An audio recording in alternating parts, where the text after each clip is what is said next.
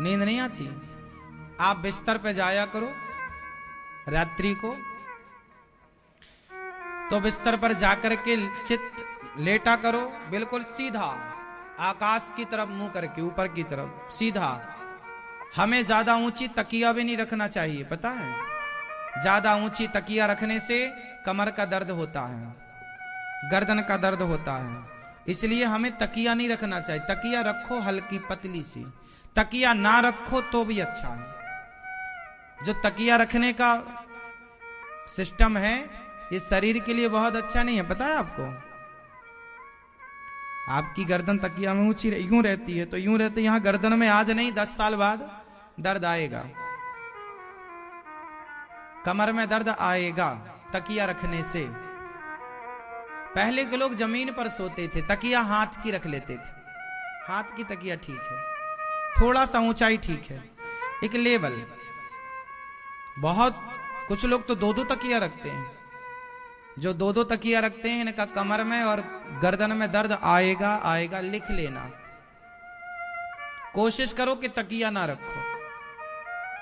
जैसा हम बता रहे हैं वैसा करो, रखो तो हल्की पतली सी तकिया, सॉफ्ट तकिया हटाओ, थोड़ा देर बिस्तर पर सीधा लेट जाओ, और जब नींद जिनको ना आए आप गहरी सांसें भरो। बिस्तर पर लेटे लेटे योग चालू, गहरी सांसें भरो। लेटे हैं आप, भरो, उसे रोको और फिर धीरे धीरे 3 भागों में उसे छोड़ दो। आप 5 मिनट करेंगे, 5 मिनट के अंदर आपको नींद आ जाएगी। ईमानदारी से आप यदि ये कर लें तो जो नींद की समस्याएं हैं, क्योंकि बॉडी में जब ऑक्सीजन पर्याप्त होता है तो ऑक्सीजन से मन जुड़ा हुआ है। मन देखो, नींद ना आने का कारण है मन अशांत। नींद तब आती है जब मन शांत हो। और शांति कैसे मिलेगी? ध्यान से। ध्यान करने से ना संसार से कनेक्टिविटी कम होकर ईश्वर से कनेक्टिविटी, और आपकी जो एनर्जी है, जो मैंने पूर्व में कहा कि जो आपकी नाभि है उस नाभि के नीचे अपनी एनर्जी ना जाने दो। कोशिश करो कि आप गृहस्थ में रहकर भी ब्रह्मचारी रहें। भोगों से मन हटाकर धीरे धीरे मन भगवान के चरणों से जोड़िए और अपनी एनर्जी को वेस्ट ना कीजिए, उसे संभाल कर रखिए, वो आपके भविष्य में काम आने वाली है। खो देंगे। आजकल के नौजवान लड़के लड़कियां क्या कर रहे हैं? यही तो कर रहे हैं, अपनी एनर्जी वेस्ट कर रहे हैं। जिसे भोग विलास नाम दिया जा रहा है, ये क्या है? एक प्रकार की अपनी शक्ति को क्षीण करना ही तो है, ब्रह्मचर्य को नष्ट करना ही तो है। ब्रह्मचर्य की शक्ति को समझते नहीं है। वो पूरे शरीर का की एनर्जी है। जो ब्रह्मचर्य है पूरे शरीर को, पूरे शरीर का वो रस है, एनर्जी है। उसे मत गवाइए, बचाए रखिएगा। ब्रह्मचारी रोगों से बचता है। भोगी विलासी को जल्दी रोग होता है, ब्रह्मचारी को रोग नहीं होता, क्योंकि रोगों से लड़ने की जो क्षमता है वो आपके उस तेज में है, और वो तेज नष्ट हो गया तो बीमारियों का घर।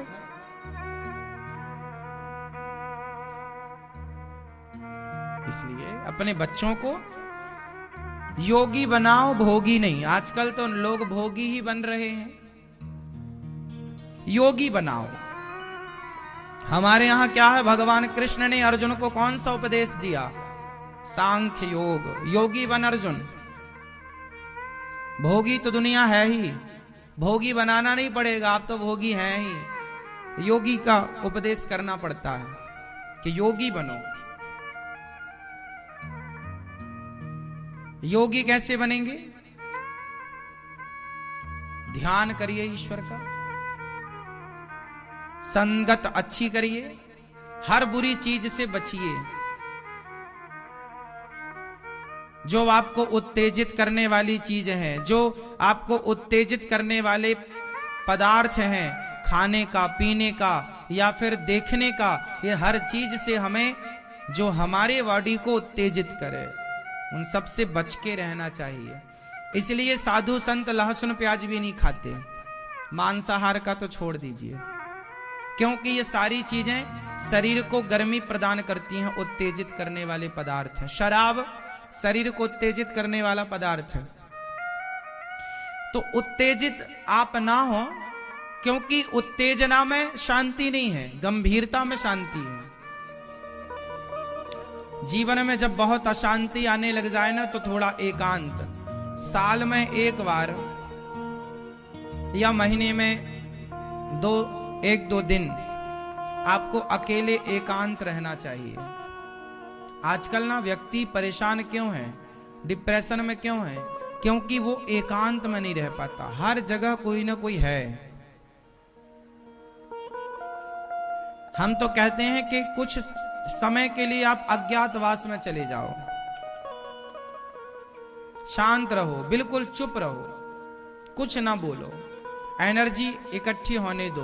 बोलने से हमारी एनर्जी वेस्ट होती है, क्रोध करने से हमारी एनर्जी वेस्ट होती है, देखने से हमारी एनर्जी वेस्ट होती है। पता है आपको?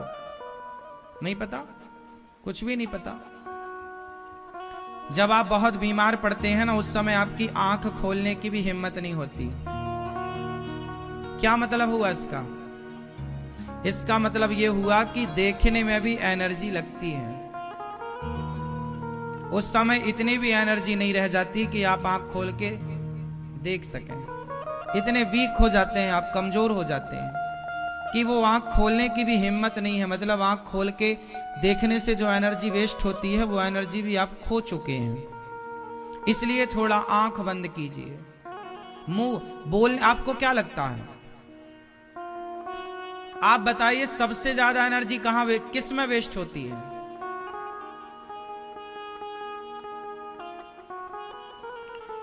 कहते हैं सबसे ज्यादा एनर्जी वेस्ट होती है भोगों में, भोग विलास में, स्त्री संबंध में सबसे ज्यादा एनर्जी वेस्ट होती है। पर उससे भी ज्यादा एनर्जी बोलने में होती है, उससे भी ज्यादा एनर्जी वेस्ट होती है बोलने में। इसलिए तो संत कहते हैं ब्रह्मचारी बनो, विषयों का सेवन कम करो। जो एनर्जी भोगों में जा रही है, उस एनर्जी को संभाल के रखो और उस एनर्जी को ईश्वर की प्राप्ति में लगाओ, मोड़ दो, विषयों से हटाओ और ईश्वर में लगाओ। क्योंकि देखो, हमारी नाभि जो है ना, हमारे शरीर में नाभि होती है, वो नाभि हमारे शरीर का सेंटर है। हमारी बॉडी का सेंटर क्या है? नाभि। जो नाभि है, वो नाभि के नीचे जो भी एनर्जी जाती है, जो भी शक्ति जाती है, वो भोग बन जाती है, वो वासना बन जाती है। नाभि के नीचे जो एनर्जी गई वो वासना है, और नाभि के ऊपर आप ला पाए उस एनर्जी को, तो वही उपासना है, वही उपासना है। इसलिए कुछ समय आप आंखें बंद करें, ध्यान। इसलिए कहते हैं आंखें बंद करो, ध्यान करो, ईश्वर का ध्यान, साइलेंट, चुप रहिए। केवल गहरी गहरी सांसें लीजिए, गहरी सांसें भरिए, आंखें बंद करिए और शांत रहिए। क्या होगा इससे? आप बहुत अच्छा फील करेंगे, अच्छा महसूस करेंगे, क्योंकि आपकी पूरी बॉडी को ऑक्सीजन मिल रहा है, आपकी पूरी बॉडी में जान आ रही है।